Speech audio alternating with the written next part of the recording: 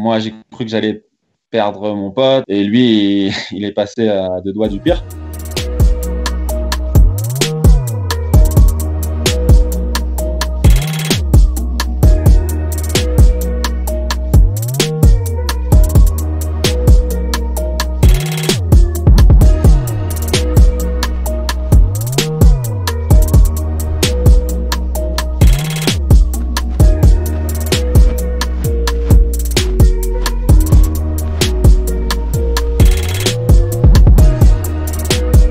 Quand j'ai vu l'avalanche débouler sur nous, j'ai compris que c'était grave et qu'il fallait se dégager le plus vite possible. On ressentait même le grondement de l'avalanche. C'est comme en fait un énorme tsunami de poudreuse qui arrive sur toi. Pour moi, c'était fini, hein. Parce que je savais que l'avalanche était très très grosse. Je savais comment était fait le relief. Donc pour moi, j'allais me faire embarquer dans l'avalanche et attendre malheureusement sous la neige, hein.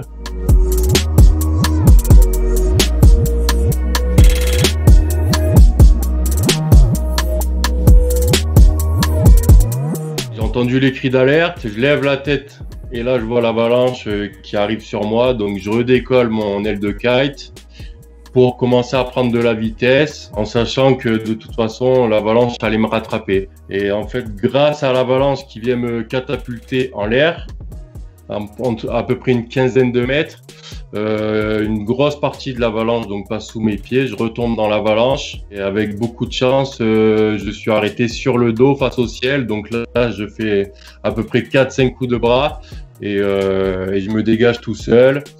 Je sors de l'avalanche tout seul et puis je glisse au plus vite au cas où il y en ait une deuxième qui arrive derrière.